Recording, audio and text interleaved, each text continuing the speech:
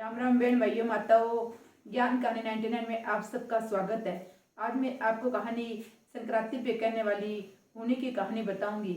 होनी की कहानी संक्रांति से 5-7 दिन पहले सुन के होनी का नेक अपने औरतों को सब करना चाहिए। दो बहन भाई थे, दोनों माँ बाप मर गए। दोनों बहन भाइयों का पालन पोषण हो रहा था तो भाई की शादी हो गई कि भाभी घर में आई तो भाभी को नंद अच्छी नहीं लगती थी। कहने लगी इसको घर से निकाल दो। भाई बोला कुंवारी बहन को मैं कहाँ घर से निकाल दूँ। तो बड़े बूढ़ों से पूछा तो बड़े बूढ़ों ने कहा कि भी इसकी शादी कर दो तो भाभी नंद की लड़ाई भी नहीं होगी और तेरा भी झंझट नहीं रहेगा। तो बहन के लिए वर देखने को निकला और उसकी शादी फिक्स की। शादी फिक्स करके तो उसको बोला कि हमारे लेने और कुछ नहीं आए, कोई भी नहीं आएगा, मैं बहन की शादी करके जा रहा हूँ। तो उन्होंने कहा हमें क्या है, हमारे तो घर पे बहू आ जाएगी काम करने वाली। तो उन्होंने शादी बहन की करते ही भाई के मन में गुस्सा हो गया कि ये औरत ने मेरी बहन को निकाल दिया, बिना उम्र की शादी करनी पड़ी, तो मैं भी इस घर में नहीं रहूँगा। तो वो बाहर निकल गया, कहीं भी जाके दूर जाके रहने लगा। बहुत दिन हो गए रहते रहते हुए। तो वो बहन रोज भाई को याद करती कि देख मेरा भी भाई है, वो कभी मेरे पास आता नहीं, सबके भाई आता है, कोई भाई लेके जाता है।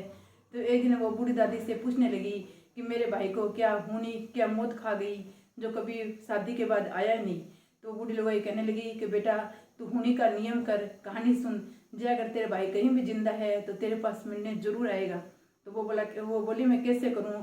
तो कह तू सूत काटने बैठती है तो सूत काटते टाइम बीच में बोलना मत, कहीं बीच में उठना मत और उसकी कहानी सुनना, तो तेरा भाई जरूर तेरी हुनी सुनेगी, तेरा भाई जिंदा है तो जरूर तेरे पास आएगा।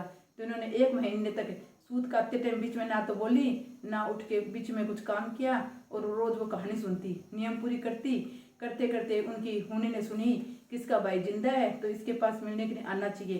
तो उनको सपन में दिखाई दिया कि भी तू तेरी बहन के पास मिलने जा। तो उसको याद आई कि बहन को शादी किए हुए बहुत दिन हो गए, कभी मिलने नहीं गया, तो बहन से मिलने जाना चाहिए। वो बहन से मिलने आ रहा था, रास्ते में 1 घंटे दूर रास्ता रहा तो एक सांप अग्नि में जलने के लिए जा रहा था। उसने सांप को छिचकार दिया कि सांप कहीं जल न जाए। तो सांप गुस्सा हो गया कि मैं तो तेरे को खाऊंगा, मैं तो मरने जा रहा था, तू मेरे को क्यों बचाया। तो वो कहने लगा मैं मेरी बहन के पास मिलने जा रहा हूँ, मेरी बहन से मिल लूँ, मैं 2 बातें कर लूँ, फिर तू मेरे को खा लेना। तो वो कहने लगा मैं तेरे को कहाँ दूर तक जाऊँगा, तू क्या पता कहाँ जाके बैठ जाएगा। तो उन्होंने अपनी बैग में सांप को रख लिया कि तू मेरे साथ ही चल और मेरी बहन से बातें कर लूँ तो तू रात को मेरे को खा लेना। वो बहन के पास गया, जाते ही बहन सूत काट रही थी तो वो बीच में नहीं बोली ली। तो भाई बोला बहन को तो बहुत घमंड हो गया, ये तो मैं आई हूँ और ये मेरे साथ बोलती नहीं है।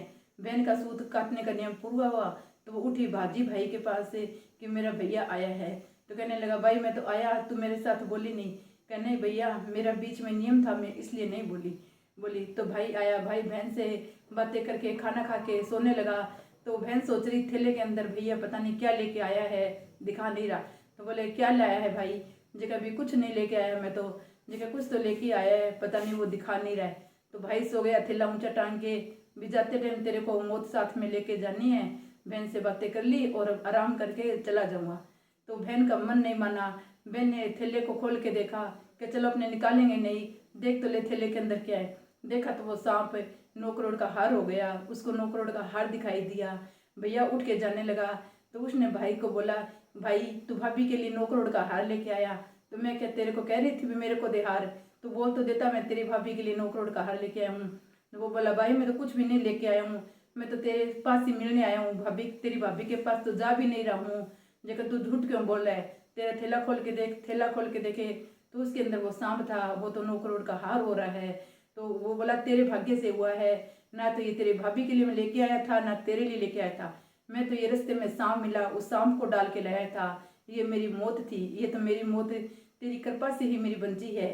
तो वो कहने लगी मैं तो हुनी का नियम किया था, उन्हीं की कहानी सुनी थी तो तेरी हुनी टूली है।